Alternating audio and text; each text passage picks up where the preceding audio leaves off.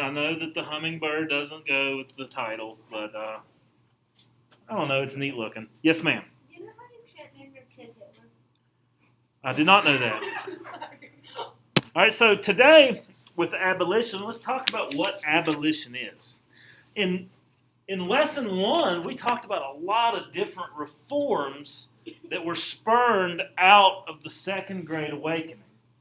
Education reform, social reform, women's rights reform, insane asylum reform, lots of reforms and changes. But the greatest and the most impactful and important of the reforms that occurred coming out of that is abolition. All right, abolition. And abolition is simply the movement to try to outlaw slavery. The movement to attempt to outlaw slavery. That is what abolition is. Okay? People like Charles Grandison Finney. Who was he? Preacher. He was a preacher. He was a Protestant guy, so he wouldn't be a priest. He's a preacher. And he called slavery a great national sin. And he fueled a lot of support from white people to attempt to call slavery, to outlaw it. All right? To call slavery against the law. Among other people was a man by the name of William Lloyd Garrison, whom you see pictured here at the bottom left. William Lloyd Garrison. Now, he's a little bit different in his abolitionist take. He is a radical abolitionist. What is radical? Like gnarly dude, radical? What does radical abolitionist mean? If he's a radical abolitionist, how is he different than just a regular abolitionist?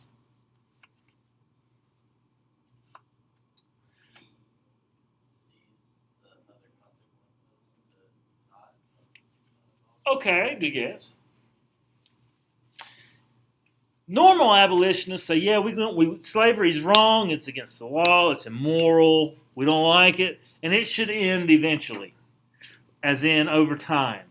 Like, everybody that's a slave, now will remain a slave until they die, and then once they die, no more slavery. That's kind of like gradual emancipation. William Lloyd Garrison does not believe in gradual emancipation. If he's a radical abolitionist, what does he say about it? Immediately, as in, all you people that own slaves today, you're not going to own slaves tomorrow, period. We're not going to pay you for them. Nothing. And he is uncompromising in his message of immediate emancipation. Emancipation is a big fancy word that means you are free. So at 2:09 today, you will be emancipated from my classroom. You will be free to go. All right? When we use the term emancipation when it comes to slavery, it's the freeing of slaves. All right? Now, William Lloyd Garrison, he's radical, meaning no payment to slaveholders. It needs to be done immediately, not gradually over time. He's radical. And he founded some organizations to promote his ideas. One such organization is called the American Anti-Slavery Society. And he founds the American Anti-Slavery Society in 1832. And it's very attractive. Within 8 years, he has like 200,000 members.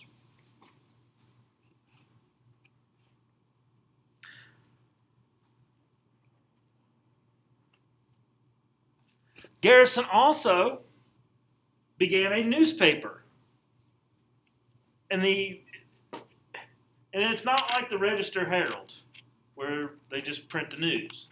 He had a very biased newspaper, and it is a radical abolitionist newspaper called The Liberator. The Liberator. That was the name of his newspaper. And it published stories about abolition to try to, it's propaganda. And he began his newspaper in 1831, and it was all about his uncompromising message of emancipation. Well ahead of his time, William Lloyd Garrison. Not everybody thought like him. All right. The Liberator was operated in Massachusetts, by the way. All right.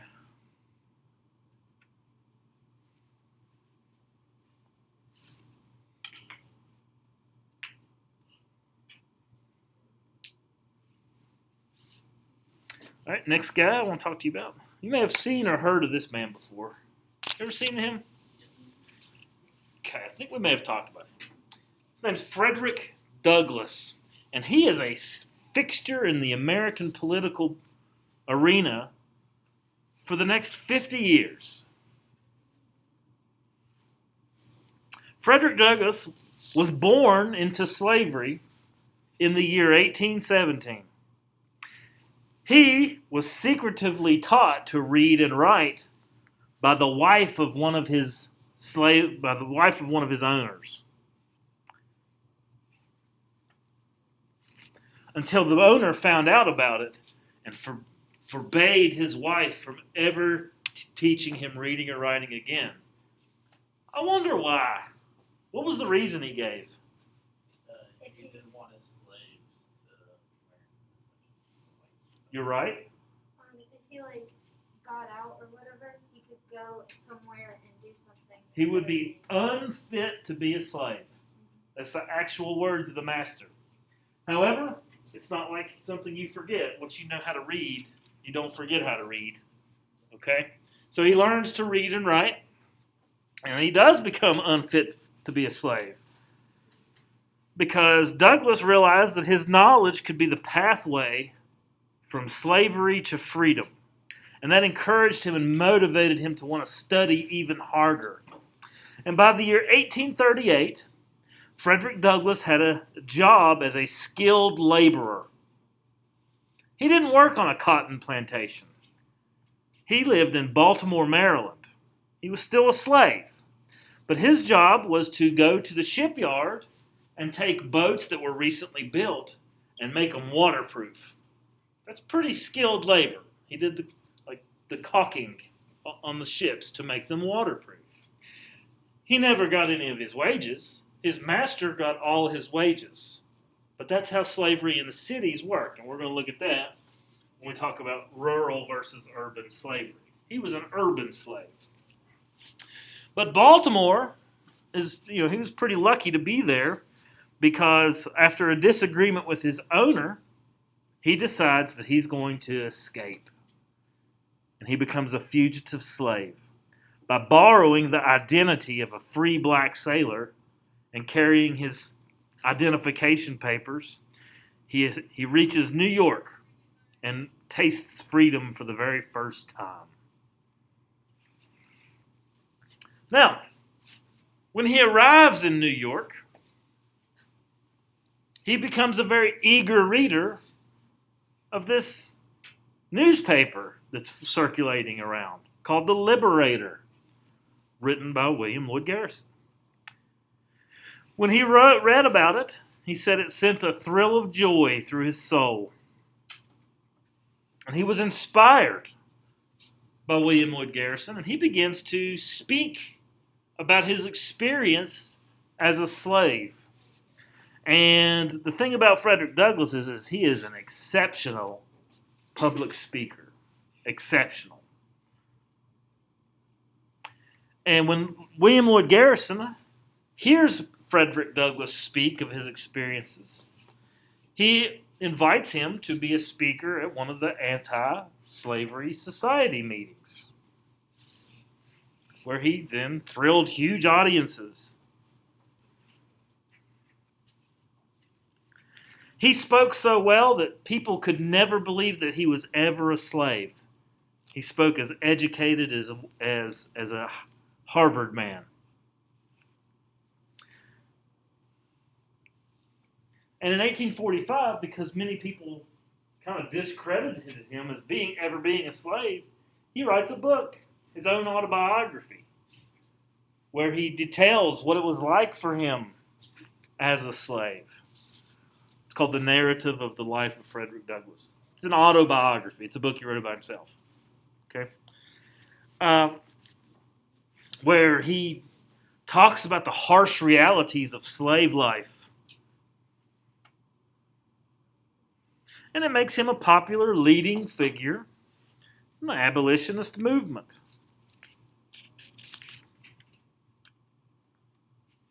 He himself even goes on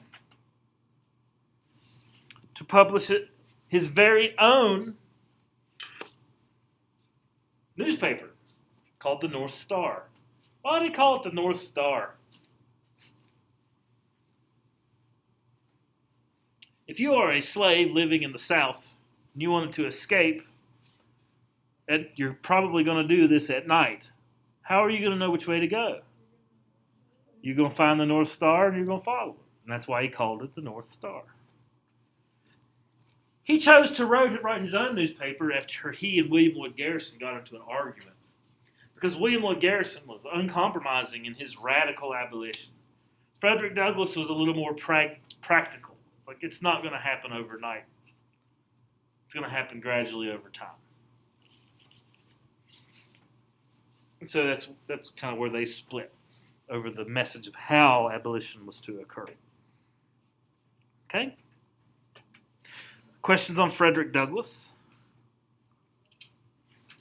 All right, so not all black people in America were slaves. There was a significant portion of the population who were free blacks. And although free black Southerners did not endure the same hardships as their enslaved counterparts, their lives were not easy by any means. You know, state laws denied them things like basic rights like voting, testifying in court. They weren't allowed to go to school. Still second or even third class citizens. Even though they're free, they are not slaves. Other laws in the South prohibited free black people from getting a job. How are you supposed to get ahead? How are you supposed to have any opportunity with all these laws against you?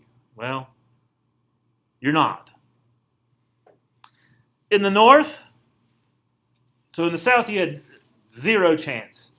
In the North, you had a slight chance, but still, it was bad. Despite the legal restrictions, African Americans in the South viewed the North as the land of freedom and opportunity because at least there was a glimmer of hope. And many in the North took advantage of their freedom and education to found opportunities for others, and they did this usually through their churches, Christian churches. And a very popular one that emerges in Philadelphia is the African Methodist Episcopal Church. African Methodist Episcopal Church.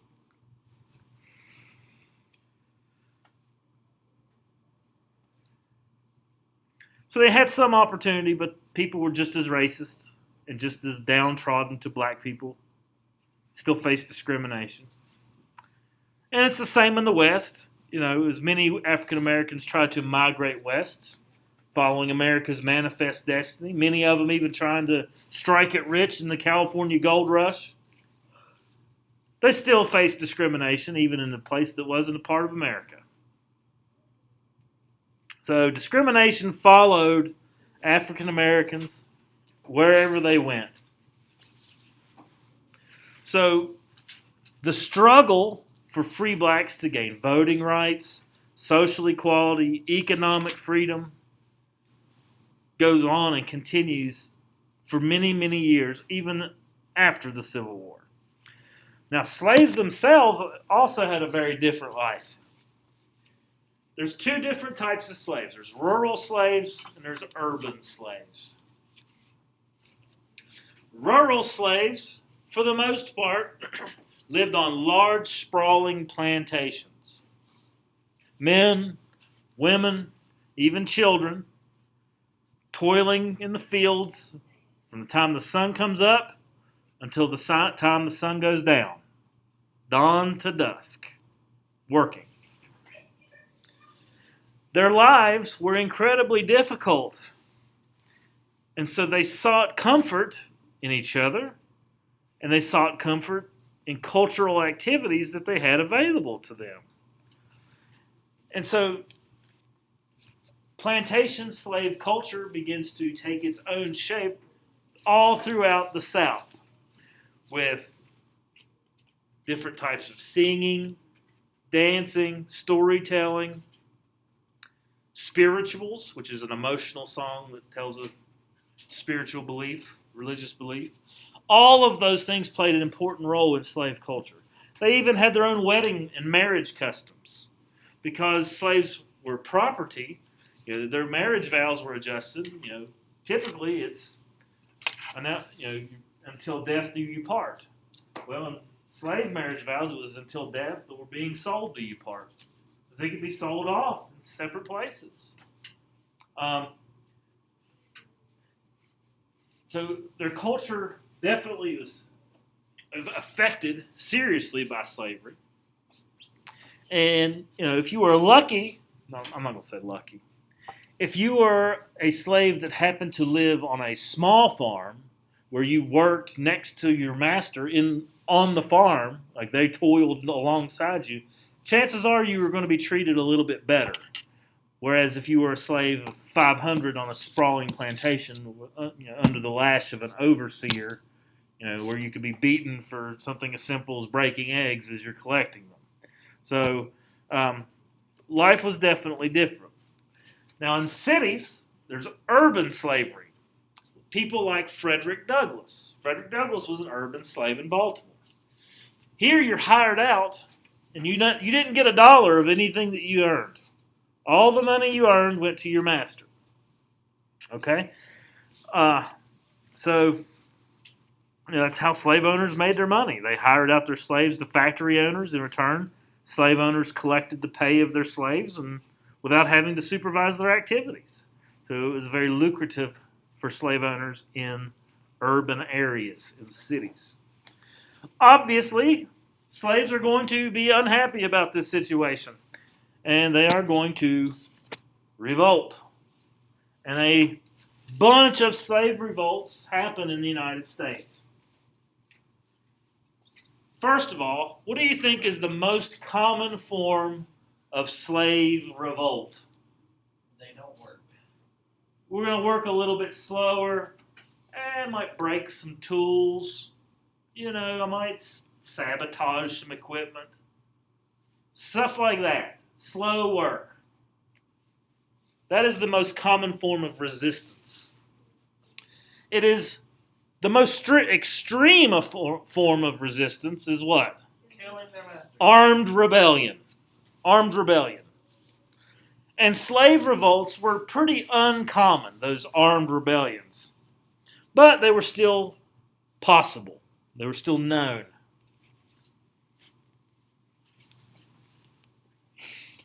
One such was a rebellion in Richmond, Virginia, led by Gabriel Prosser. Gabriel Prosser. And he hatched a plot in the year 1800 to try to overtake the city of Richmond with a slave rebellion. Was he successful? No. How does it end? They all ended up getting killed. With a hangman's noose around all of the rebellious slaves' necks. Another attempt was done by a man named Denmark Vesey. Denmark Vesey. And Denmark Vesey, he led a conspiracy to try to overtake the city of Charleston, South Carolina, in 1822. But one of the slaves that he recruited to rebel knocked him out, told the authorities what he was planning, and they arrested him and all his fellow conspirators before they could even get started, and then hung them in public.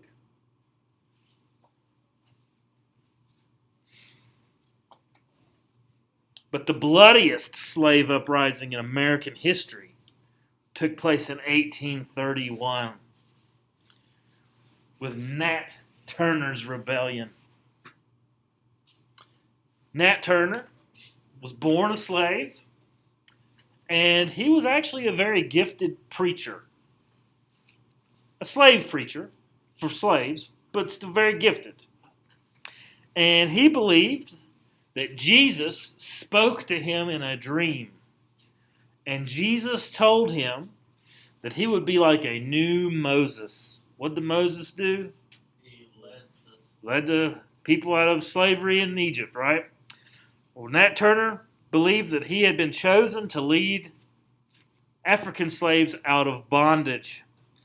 And in August of 1831, Nat Turner saw an eclipse of the sun. And he judged this to be a divine call to action. And he, along with 80 followers, went from plantation to plantation, and after all in all, killed about 60 white people before eventually being captured by troops. The federal government and state government sent military there. Turner himself escaped and was able to hide out for several weeks. But eventually he's captured, put on trial, and publicly executed. In addition to Nat Turner being publicly executed, about 200 blacks, many of them not even associated with the uprising, were also executed in public. And their bodies left hanging. Why would they do that? To send a message to never do this again.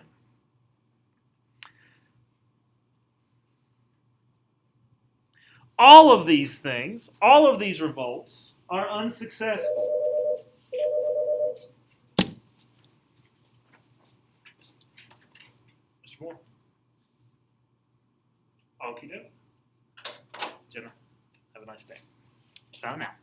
All of these revolts are unsuccessful. But there is some, hey, what's up? It's for links, just there's a little description there. Oh boy. Thank you. Thank you. It's easy. All right. So all of these things are unsuccessful. And what does happen as a result of these is that the codes that regulate the activities and laws regarding slavery become much tighter and much stricter. So it actually makes things worse for slaves than it makes better. Because, let's face it, this guy, Nat Turner, killed 60 people. And he very easily could have formed a large armed mob and could have caused a lot more problems for white plantation owners. Because there were a lot of slaves in the South, and they could have a very good opportunity to overthrow the establishment there. Okay? All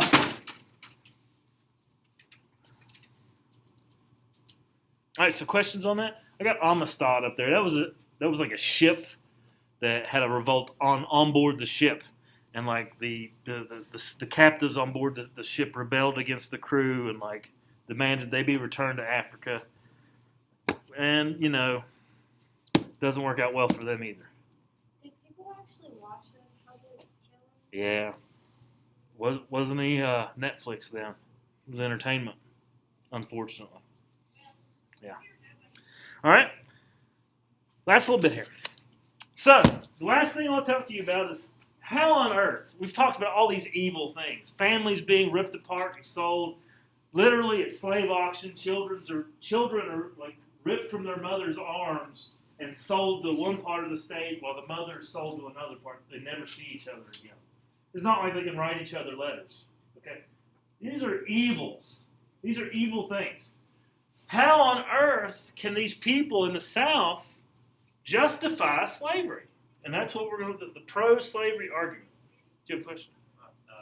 Oh, okay. Yeah, all right. All right, so first things, we talked about how the slave revolts tighten restrictions, but many places, they knew that slavery was wrong. In places like Virginia, there was a vote held in the state of Virginia to gradually abolish slavery. And they were debating it, but it never did pass. It never did pass. It lost every time it was brought up. So, Most of the time, whenever a pro-slavery person is arguing their pro-slavery position, they use the Bible. Oh, kind of like that. They use the Bible to defend it. Now, how can they use the Bible to defend something that is objectively evil? Bringing up some of the stories of the other slaves during that time. Okay, There's something about like not mixing races. they cite what passages meet whatever they want. They cite passages that say things like, they counseled servants to obey their masters, things of that nature. They believed that the slaves are actually way better off than they used to be. Hey, 100, 200 years ago, all these African people were running around the jungle being eaten by tigers and stuff. They actually said these types of things. He said, hey, at least now they know who Jesus is. They don't have that tribal religion. Their lives are way easier now. Look how happy they are. And they cited all the songs that they would sing and the culture that they created. And it became the myth of the happy slave. They would even also say, they would go so far as to say things like, our slaves are treated better than you Northerners treat all those poor immigrants in those factories. The stuffy factories where they have poor ventilation. They never get to see the light of day. Our slaves are outside all day enjoying the nice, warm sunshine. Well, there's a little thing about that is like, when the shift is over at the factory, you can go home. Or you can go anywhere you want. You can go to the pub. You can go anywhere. You are free. Slaves don't have that opportunity. Okay? But this is how they would argue it. Okay? Abolitionists continued to campaign for emancipation, talking about how it is morally evil. Morally evil. And one maneuver that the abolitionists tried to do was to swamp Congress with many petitions to try to end slavery in the District of Columbia. Washington, D.C. was a slave territory. Slavery was allowed in Washington, D.C. Who do you think built the Capitol and the Washington Monument and all those memorials? Slaves. It's all built by slaves. The White House, built by slaves. It's a slave territory. In 1836, they tried to outlaw slavery in the Capitol. That's a pretty big move. It's our nation's capital. How do you feel about that if you are a Southerner? You don't like that. Southern representatives saw this as a threat. And so they introduced what was known as a gag rule. A gag rule, which would limit or prevent debate on an issue. And so it was never going to be allowed to be discussed because this rule effectively deprived citizens their right to submit petitions or even have them heard. And this gag rule stayed on the books for like 8 years. No speaking about slavery for 8 years. I guess it's just going to keep on going. It's called the status quo. If nothing changes. Nevertheless, Doesn't a rule not to speak about something kind of go against freedom of speech? it would. They're not saying you can't speak about it. They're saying they're not going to bring it up they're not allowed to talk about it in the halls of Congress. You can't make bills about it. But you talking to your buddy, that's fine. But they can't introduce any bills about it in Congress. So for 8 years, there's nothing can be done. So abolitionists are not going to give up just because they're not allowed to have any legislation about it. In fact, they even intensified their efforts during the 1850s and even leads to some violence. But clearly, slavery is causing our nation to be more and more divided. And our nation's starting to sound an alarm as we enter the time period leading up to the Civil War. And that time period is called the antebellum period. Antebellum. Thought I had it spelled on there. I do not. Antebellum. Oh, right there. Antebellum. Antebellum. Antebellum. So that is just simply the period leading up to the Civil War. So, like now, to the Civil War is the antebellum period. Then the Civil War happens. That's the Civil War period. And then after the Civil War, we have to bring everybody back together. That's called Reconstruction. So that's what we're looking at for the future. All right, so questions on any of these items that we discussed today?